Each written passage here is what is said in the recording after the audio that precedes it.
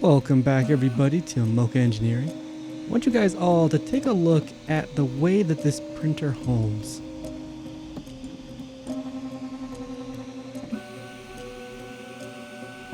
Did you catch what was wrong with the way that this printer homes? Let's watch it again.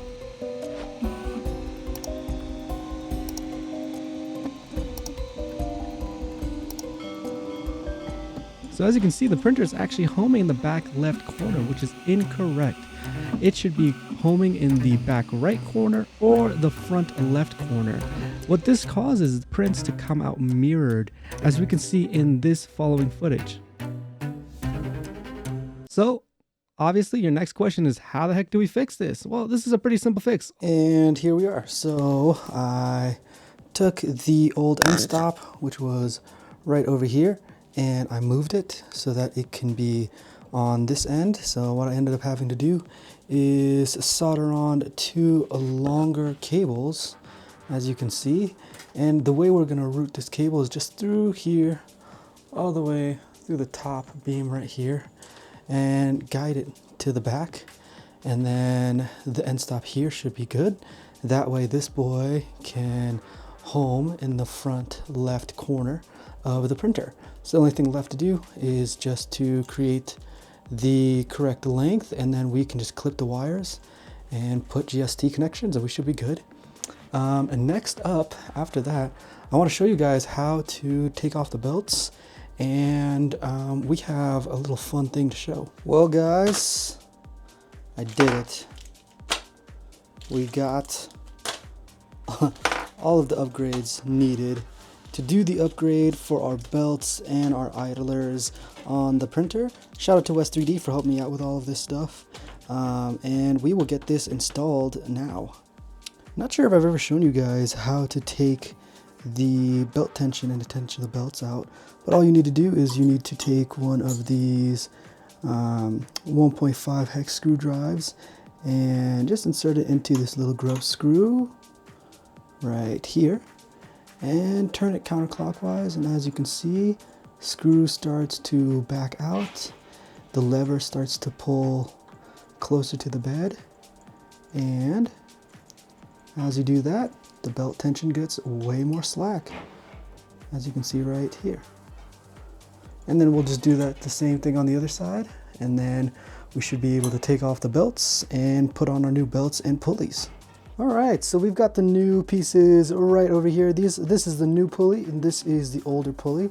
And something you might be able to tell just off of on camera, the new pulleys are a good bit shorter than the old pulleys. So taking some measurements, the old pulleys are 10 millimeters and the new pulleys are 855 millimeters. This includes both the smooth and the geared pulleys. So when we put this on the actual printer, what'll happen is that there's going to be some space on some of the shoulder bolts. So I designed some spacers out of ASA, and they are, or at least they should be, exactly 145. All right, cool. This is 147. About right. So I just wanted to show exactly what's going on here. So we've got the shoulder bolt, we have the actual old pulley, and then we've got the, if you can see, we have like an M5 washer right here. The place that I'm putting the new pulleys is actually just right underneath the old M5 washer on the very bottom layer here. So that's gonna give you the nice space that you need and the correct height, and that shouldn't mess with any of the pulleys positioning. So that is where I'm going to put it, and let me show you how I'm assembling it now. So what we'll do is we'll just take this guy off just like this, and then we will hold tight this guy, and then we will put the new spacer right there, and then we'll put the actual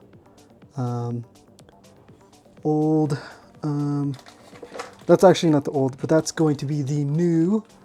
And then here is the new pulley. Make sure you pick the right pulleys. You know, there's going to be one ribbed and then one smooth pulley. So what we'll do is we'll just put that on just like that. And I'm doing this one-handed, so forgive me for not being the most stable. But we'll take the old pulley off. So we'll take the old pulley off, and now that we've got the shoulder bolt, just guide the shoulder bolt all the way in, and I can feel it start the threads. And I'm just using my DeWalt gyro tool with a 2.5 head, and I am putting this in hand tight, just like that. And then I am going to double check. Of course, this guy always gets stuck. I'm just going to double check this thing for smoothness, and it fully is smooth and moving, which is all you want. When it's fully tight, it's got just the normal amount of spacing like it did before, and it's good. Another thing you might notice, or if you were wondering, is the total space between these two. So these are bigger in outer diameter compared to its old parts as well. And these guys just barely clear each other. Look at that. That's like a millimeter or two right there. So very happy about that. Those look like they're working as well. So what I'm going to do is I'm going to go around all of the corners anytime there is an idler, and I'm going to just move out the spacer, put exactly that spacer on its same side as the washer, and we're going to get that going on all the parts in the front, the back, and I'm going to also do the motor tower right here. I don't think there's anything special about the motor tower, but I might show that in a separate segment actually. All right, let's get to it.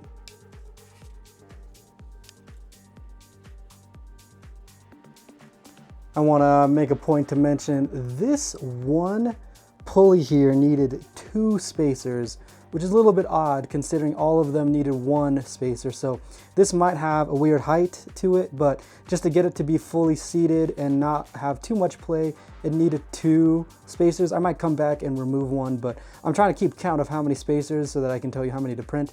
But overall, I think I printed about 30 of these things just so that we had enough pulleys and spacers for everything, for this kind of randomness. So yeah, just to let you guys be aware of that. All right. For anybody wondering how I'm doing the corner idlers, which is the 2 idlers that are stacked on top of each other in both the left and right corner, the way that I have it is that the very bottom is going to be one of my spacers. Then we're going to have the new toothed idler. Then we're going to have a spacer. Then there's right in there an M5 washer, and then a spacer, and then the idler, and then 2 spacers. So all that you're doing is you're just making up the distance there. And let me see if I can show this clearly. You know, there's going to be 2 spacers, an idler, and then a spacer at the bottom. And then we'll lock this down, and this should all be good. Okay, so now all of the idlers are swapped over to the new version, including, let me see if that focuses, including all of the idlers on the back right over here. So this was a little bit tougher. What I recommend is that you set the height of the top idler on the back, and this wasn't really all that hard. It was actually very accessible from right here. So I recommend you set the height of this top idler, and the way you do that is you take this top idler and you match its height to the height right here of these idlers, if it can focus, of these idlers here. And what that'll help you do is that can help you get the top idler, or sorry, the middle idler height.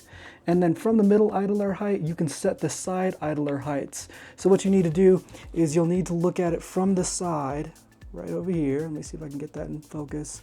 I don't think I can, but you'll have to get the side idlers and just make sure they're all in perfect alignment. And that'll help you a lot. So you'll make sure that this is in alignment of the top and in an alignment with this guy right here. And then you'll make sure that this side idler is in alignment with this bottom one here. And then as for the front idlers, I left them loose because there is going to be a little bit of a change of height here. So what we'll need to do is we'll need to run the belt, and then after we run the belt to the whole thing, we can adjust this up and down depending on how the belt is rubbing on either side. So let's get the belt installed and see what we find and see what happens next. Also, this is probably a good time just to make sure that the whole y-axis and x-axis move evenly, and it looks like it's moving really smoothly and good. So I just want to double check that. Okay, just as promised, we've got the belts all the new belt all installed and on, and everything is working just the way that it should be. I remember why I hated putting on the belts. You got to put on the belts in a flipped orientation where it curls around the bar, like I did in the first motion system video.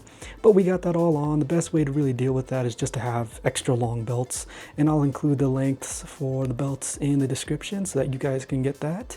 And next up is just tightening the belts, just right over here, like I've shown you guys many a times. But yeah, just put that in here.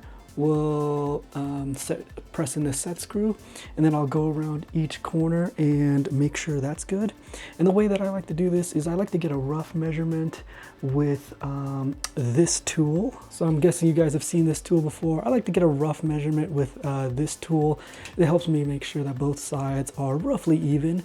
And then I like to go in with an iPhone app and look at the actual hertz that I'm tightening it to. So I like to do that and make sure everything's good. And then once I do that, I move around the tool head, make sure everything looks good, and we should be good. Okay, you guys can take a look. It is perfectly straight. What we're looking for is the space between the belts. Oh my gosh, it's getting out of focus because it's such a small area. But the space between the belts is perfectly even. Something that I needed to do is on this pulley right here, this one right here, it had a spacer, I think, underneath, and I moved it to the top right here. So yeah, I moved the spacer to the top right up here, so it looks a lot better, and it allows this to be straight. And then on both of these corner pieces, I put 2 on the bottom, and I removed one from the center. So the way it went was spacer, M5 nut, and then another spacer, but I moved that spacer to the bottom on both sides. This needs to mirror to allow this to be a straight, perfect line. And then the other thing is I moved that down so that it's in alignment with the rest of the belt. It was really, really easy. You can easily tell whether your belt was aligned or not. Like, you could see the other part of the belt was not level and flat right here, or you know, this cable would be kinked and going up, or this cable would be kinked and going down. So you just adjust it in that way, and I hope that makes sense. If you have any questions, leave them in the comments below and I'll definitely answer them. But like I said, now we've got it fully adjusted, so let's go ahead and do our tensioning. All right, so it looks like we've got all the belts tensioned. You can take a sound peek, you know, you can kind of hear that. Sounds like a guitar string. So we are ready. The next thing that we need to add are some bigger anti-vibration feet. And I got some feet from the ones that are using the Voron 2.4. So we're going to install these feet. I just also got recommended some other feet by Dr. Fate09 on Discord. I want to say thank you, man. I appreciate the recommendation. I am going to use those feet on another project. So more feet for everybody. So yeah, this thing is up and ready. Let's get these new anti-vibration feet installed, and then we're going to run input shaper and see the results, and let's try it out. All right, we've got the new homing position in the front left right over there, and as you can hear now, it is doing the input shaper. Let me give you a listen.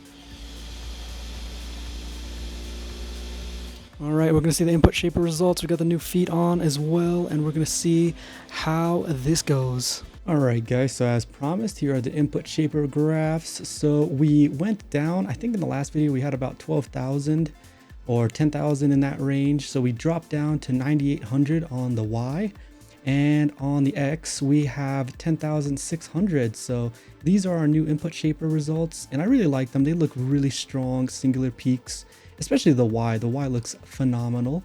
It's got some small vibrations here and there, but I'm not too worried about those at all.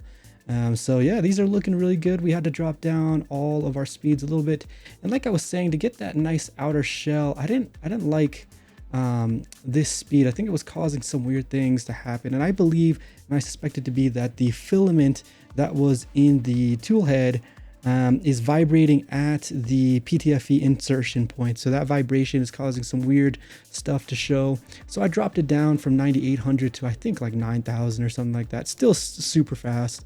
And I just printed out that last cube. So I'm very happy with the results. It looks like the printer is printing perfectly now. This has been a really fun journey. So yeah, this is working really well. And now let's take a look at how the actual prints are going. Let's try a test print. We're going to use the same Voron cube and compare it to its older Voron cube. And let's see how that result changes after we've done all of our belt upgrades and our pulley upgrades. There should be some significant differences. So let's take a look.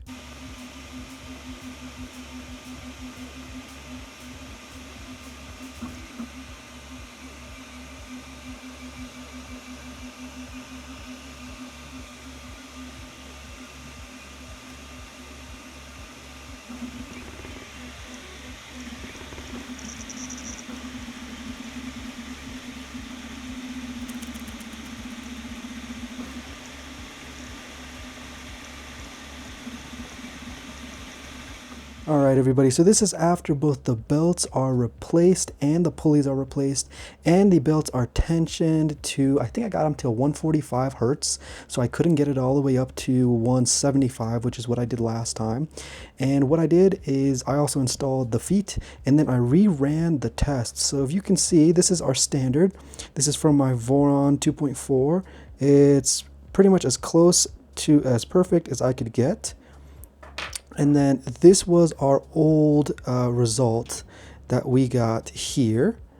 And so you could see a little bit of artifacting on the left and the rights, just like that. Not too bad, but we have that issue where I was telling you where the printer is printing everything in a mirrored fashion, and that's due to its homing position. So what I did is I took that first test or I took that very first print and I just homed it, or I just tried it out, and here is that first result. And you know, it looks good from the front here, and then we turn it and look at that. We got some artifacting here, but overall, if you look at the Y, much less significant than the old Y, which if we could just take and look at it from the side, and as you can tell here, it's looking much better, honestly. The right is the new one, by the way. It looks a lot better. You can see there's not as much salmon skinning, and any lines that you do see are just extruded consistencies. So for the moment being, you can almost ignore all of that, and we can see any sort of weird back and forth stuff. So one thing I noticed was when I was doing this, I noticed some, as you can see, some X ringing, which looked a little bit weird to me. And I reran the input shaper, and I did it again, and look at that. That X ringing is gone. So what I decided to do is I reran the input shaper and I toned down the outer wall speed just a little bit from what was expected. And I think the input shaper results got a little bit a little slower. So I toned it down just a little bit. This is editing Mocha Engineering here. And another thing that I was worried about was the fact that VFAs could be happening at the 100 to 110 millimeter speed that my printer was running at. So I decided to up the speed as well to 200 to 250, 200 on the outer wall and 250 on the inner wall. And this also helped reduce a lot of that X-axis scaling and visual issues. So yeah. And I retensioned the belts. One thing I noticed was that the the right belt lost a little bit of tension. I think that's just pretty normal. As the belts sit, they tend to lose their tension a little bit. And so I retensioned both sides. So we got the X to look perfect. We got the input shaper to actually remove as much vibration as possible. So this is looking really, really good now. Yeah, so I'm very happy with this. If you guys are getting any weird results, be sure to redo your input shaper. Make sure that everything is looking good. And if it's been a long time, maybe past 3 years, definitely change out your belts, and you might as well change out your pulleys just to do some preventative maintenance. And yeah, I think that's about it. I'm pretty happy with where we are now. And So the input shaper results aren't going to be the final results. So you'll need both the enclosure and the final placement of your printer to have usable input shaper. So essentially, if you ever move it around, or if you're going from table to the floor, you need to redo the input shaper. Otherwise, it's going to be kind of weird. Also, think about whether or not you're going to use input shaper with filament actually in the actual port where it would be. This is the reason why we use PTFE tube, because it's not going to shake and vibrate as violently as filament would. So definitely have some PTFE tube placed, and then put the run the input shaper through that. But this is looking phenomenal. Also, as you can see, not mirrored, which is amazing. So this one was the original one, not mirrored, and here we go.